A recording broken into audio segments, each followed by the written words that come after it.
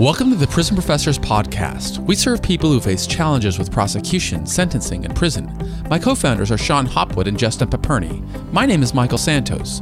We create digital content and our team offers individual consulting services. We also assist agencies that want to improve outcomes. To learn how we can help you, text the word PrisonPro to 44222. Again, text PrisonPro to 44222 and get our free brochure. You can also visit us at prisonprofessors.com or contact Justin at 818-424-2220. Please subscribe to our podcast on iTunes. Send confirmation that you reviewed our podcast and we'll send you a free digital book. Stay tuned for a 20 to 30-minute episode of Prison Professors. Really excited to always present masterminds on the Earning Freedom Network. And what I consider to be a mastermind is somebody who's gone through prison and yet against all odds has found the strength to emerge successfully. And today I have a mastermind. His name is Richard Estreles. If I'm pronouncing it wrong, Richard, I know you're going to correct me, but I'd love it if you would just introduce yourself to the show and tell us a little bit about your background. Could you start there? Sure, I can do that. Okay, let's hear it. Okay, my name is Richard Estreles. I was born in El Paso, Texas. Moved as a toddler to Gary, Indiana. My mom came out to, had a great uncle that lived out in Gary, so she came to live with him in his last days, and so I grew up in Gary, Indiana. I was a smart kid in school, but, I was also in the streets too. Grew up in a poor neighborhood. What I can tell you. Did you get in trouble with the law when you were a young kid or when you were older? I was getting attention when I was young, but I didn't really get in trouble until I was older. How old were you? When I started getting arrested, probably around 20. And how many times were you arrested, Richard? I would say like 3 times. I would get arrested and I would bail out, get arrested again, bail out. So it didn't really register to me. I felt like I could always just get back on the streets, throw a little money to get bailed out and everything would be okay. But the last time I got arrested, I didn't have a bond, so I had to. What'd you get arrested for the last time? I was arrested on murder charges. It was me and a few friends were all together celebrating a friend's birthday party. We were drinking Bacardi Reserve and chasing it with Mad Dog Banana Red and, getting coked out. We were all in the drug dealing game. I was involved with cocaine and guns. All this during the time when Gary, Indiana was one of the murder capitals of the nation. And so I was in the streets during all that time. How old were you then, Richard? The last time I got arrested, I was 23. And so when you got arrested the earlier times, did you have any, it doesn't sound like it, but correct me if I'm wrong, did you have any inclinations of wanting to turn your life around and start living a life that would not put you in the crosshairs of law enforcement? Or were you always just saying you didn't care? It was like I didn't care. I wanted to care, but I didn't care. I felt like those were the cards that life dealt me that I just had to deal with. Well, that was my thought back then. This is my life. I had to deal with it. I didn't get the silver spoon or anything like that, so I just got to roll with the punches. So survival of the fittest was. And so when you got arrested when you were 23, what was your mindset when you went inside of the Indiana State prison system? Well, I went to the Lake County Jail, and it's maximum security, just concrete and steel. I was in there for like 2 years and 9 months fighting my case. I was facing 68 years in prison. When I first got in there, I felt like, I had to do what I had to do to survive. I went in there, and my first day in there, I seen a guy from the streets that, he used to buy drugs from me. And he was running from me because he owed me money. So I saw that he, in there, he was like, he had all the commissary, he ran the store inside the jail. And so I would just come up to him and take bags of chips and candies from his bag and And, you know, the guys that he was with, they noticed that and was wondering why he was allowing that to happen. So the next day, I get up and he set these guys up to fight me. And now I'm in solitary confinement because, I got into a fight. And that's when it dawned on me, like, what is my life really coming to now? I was like a few days ago, I'm partying, I'm doing coke, I'm drinking, I'm hanging with women, and now I'm in a small cell by myself. And that's when that was like the first time it hit me, like, what's really happening to my life. Mm-hmm. And so what kind of changes did you make, Richard? Well, while I was in solitary confinement, I started off like reading the Bible. I wasn't seeking like religion. I was seeking more spirituality, like why is this book around for so long and what can I get from it? So I started doing that and I did 30 days in the hole my first time in the hole, and I was just trying to figure myself. I was like the first few days I was sweating out all the cocaine I had done and all the alcohol was coming out, then I just started reading the Bible and just started thinking about my life, like I had nobody to blame but me for the reason that I was in there, and I just started changing the way I behaved, first of all, and I was trying to learn to love myself, because I felt like I didn't love myself if I'm putting myself in these situations. Mm-hmm. I was about your age when I went into the system also. I was 23 years old when I started, and I had that same type of an epiphany where I started reading the Bible. I started asking God to give me the strength, not to get out of jail, but rather give me the strength to find out how can I make the best use of my time in prison. And for me, it began with saying, okay, I got to start thinking about the people I'm going to meet in the future and what can I do while I'm in here to position myself so that they will give me an opportunity. And that's really what worked for me. You said that you had your own similar transformation while you were locked in segregated housing. Tell me how, after having that change, you adjusted when you got out of segregated housing and you went back to the compound. Well, when I first got back, I would pay attention to people. I'm pretty much a quiet guy, so I lay back and I watch people. So I watch people's behaviors. If I see somebody that's always rowdy and always seeks attention, I would kind of just keep my distance. And I would like the people that were like, just to themselves or just, reading their Bible, or it didn't have to be necessarily people that were into religion or anything, just the way you acted. I would, just try to see what you're about and, pay attention to those people, instead of, because at first I figured I would have to be out there and I would have to show my, butt and not show my butt like show it, but, show myself that I'm not the one that you're going to, play around with. I have to show my macho side while I'm in here to survive, kind of deal. And I didn't feel that way after that.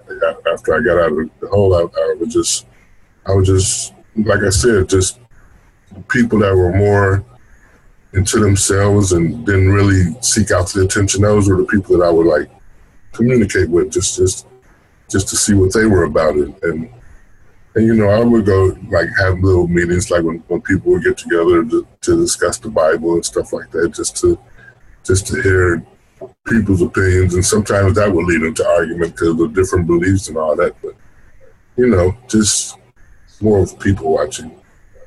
So it sounds like the message that you're giving is a similar one that I heard from other people who emerged successfully from prison. And that is, you got to be very careful about the people with whom you associate inside. If you associate with troublemakers, you're going to create trouble. If you associate with people who are trying to get better and build a positive support network, you're going to find more positive people. That's certainly what worked for me. Could you tell me if that was something or if that's a strategy that got you through your journey too?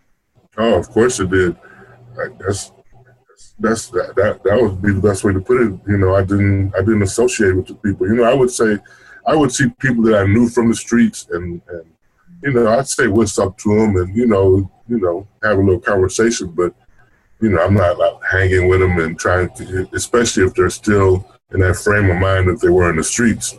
If they come in there and they're trying to change their ways too, then yeah, of course I'll communicate with you a little more and all that. But so you said you were facing 68 years. How did the proceedings unfold for you?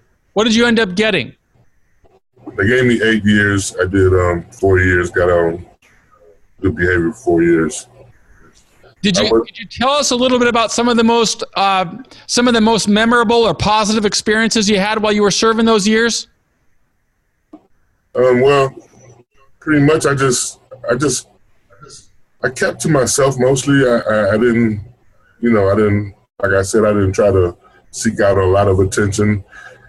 I would read novels like every day. That was my routine. That was my escape from my reality. I would become a character in a book that I was reading, whether it was like Sidney Sheldon or John Grisham or any of those authors. It wasn't necessarily Bible. It was just that was my way of escaping from where I was. I would just, my face is in this book. I'm not in this jail or prison anymore.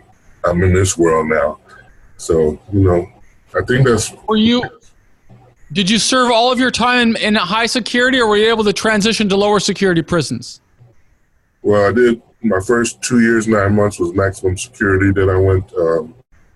When you're transferred to the prison, you go to a diagnostic center where you're locked down all day unless you're going to eat or to take a shower or whatever. You're pretty much on lockdown the rest of the time. Then I went to a medium max security prison. And then after that, I went to a little pre-release center, and that was pretty much it. And how, in light of your adjustment, tell us a little bit about what happened to you when you got out of prison and you started building your life in society. Well, when I first got out, I got out on the Easter Sunday. I was the only one in a prison of over 3,000 inmates that got out on that day. The guard told me that usually nobody gets out, or there's like at least a few people. We never had just one person released. So I took it as a good sign since it was Easter and I was the only one. So, I got out and I came back to Gary for a few months. I put in a request to transfer my parole to Arizona because I had family in Phoenix. So I had to wait like about 7 or 8 months before I transferred to Phoenix.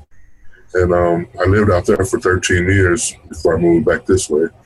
But what was the job market like? Tell us what you met when you went out and tried to get a job, or you tried to establish yourself when you first got out of prison.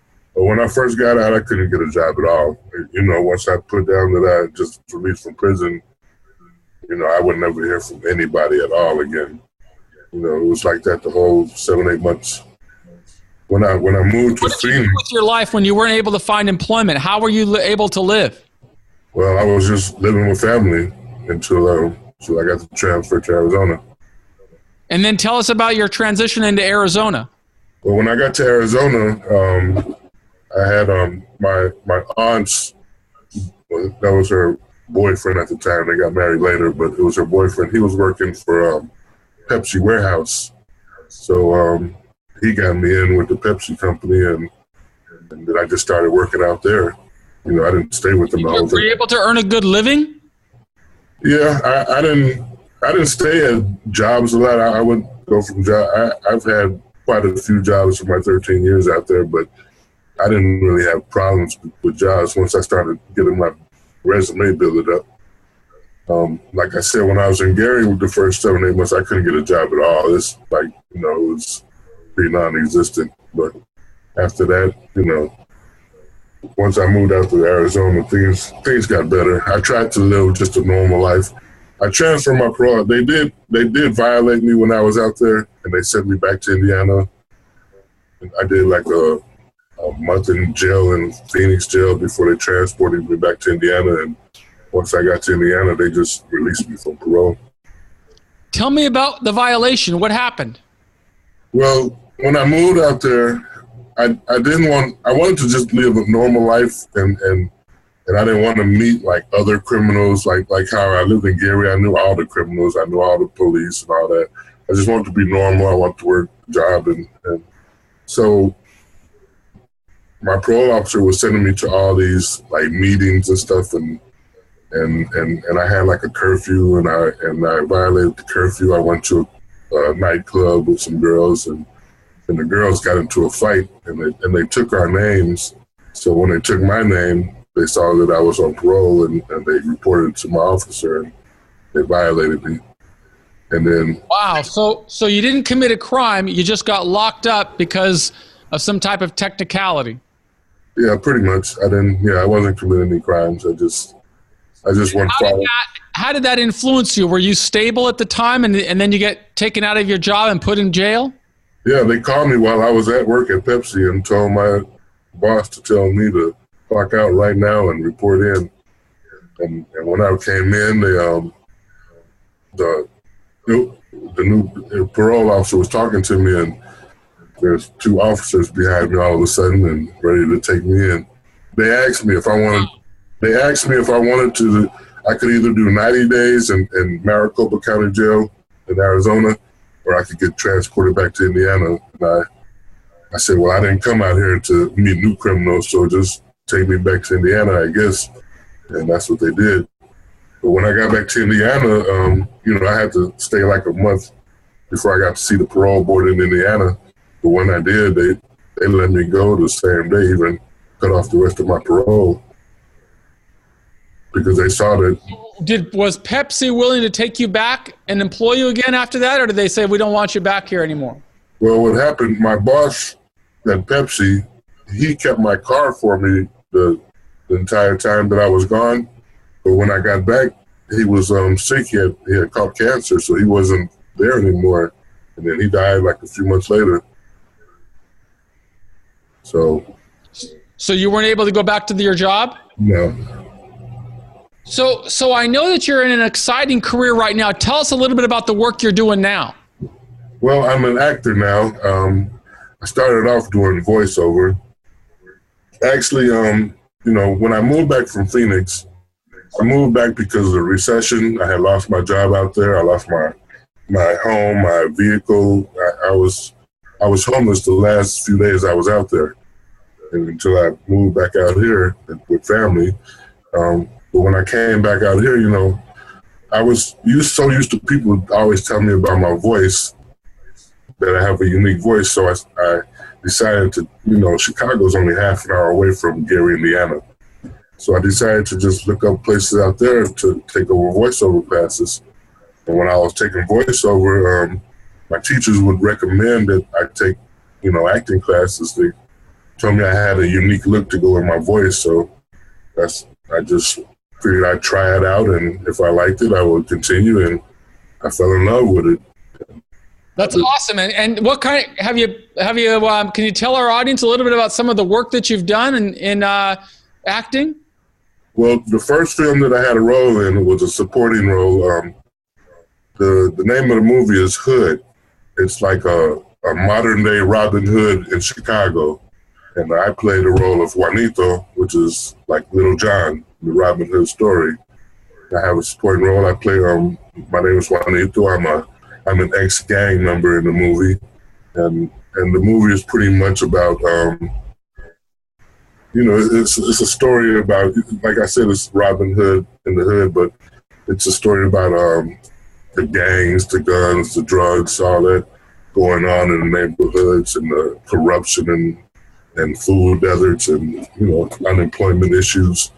All that is in the story as well. So, that was a fun movie, and it was something that was kind of important to me because of the role I played.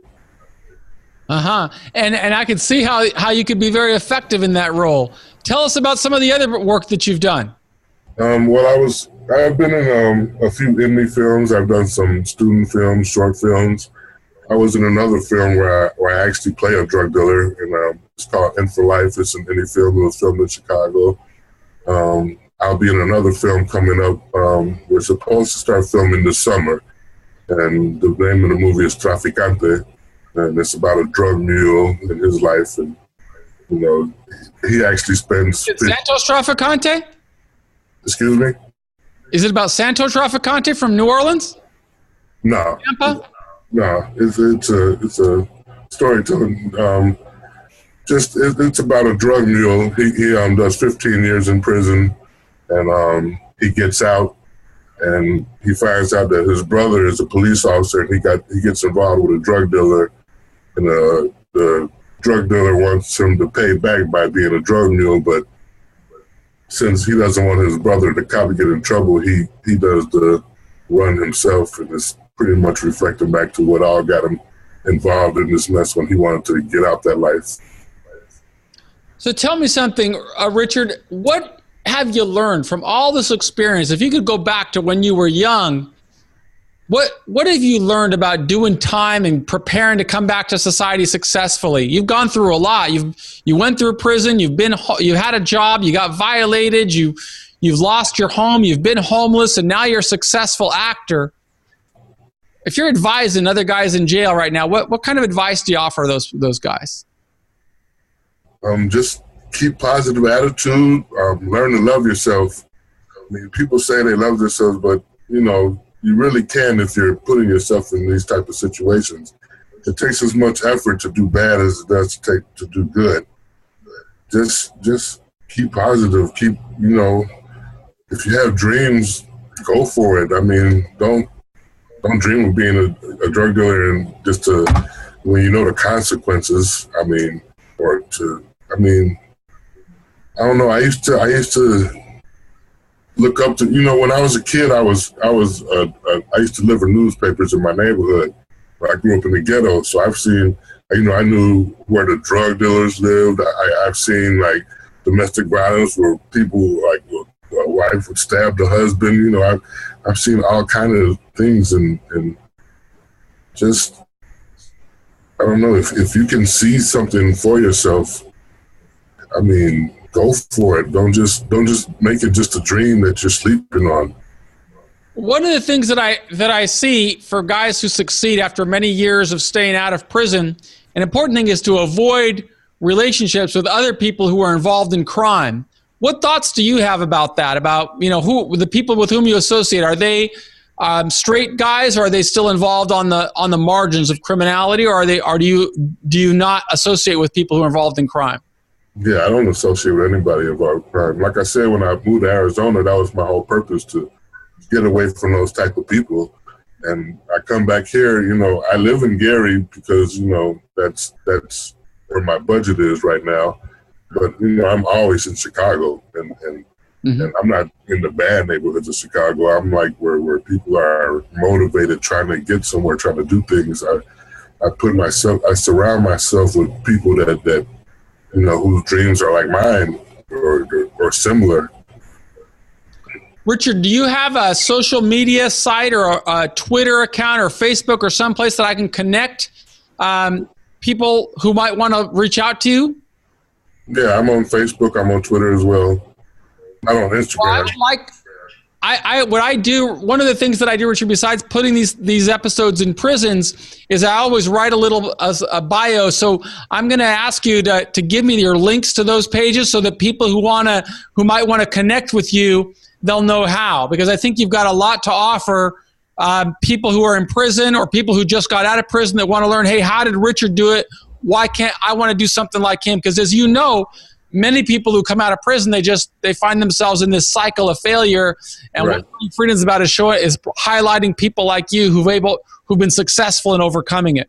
Yeah, I read somewhere once that like 80 to 85% of the people that get locked up always return, and I had never wanted to be. I wanted to be the other 15 or 20% that didn't make it back. One thing you say in the Earning Freedom program is it all begins with attitude, and you've got the right attitude. You know how to reject the criminal lifestyle, and you know how to surround yourself with positive people and positive thoughts. And that's why I'm so grateful to you for sharing your story with those brothers that we have that are still locked up, and try and show them how to build a better life. Hey, thanks for having me on here. Thank you for listening to another episode of the Prison Professors Podcast. Today we listened and learned from Richard Estreles, and tomorrow we will have another inspiring guest. If you would like to learn more about how we help people in prison, please visit prisonprofessors.com or send a text of Prison Pro to the number 44222. That's text Prison Pro to 44222. We will be back tomorrow with another inspiring guest on the Prison Professors Podcast. Thank you.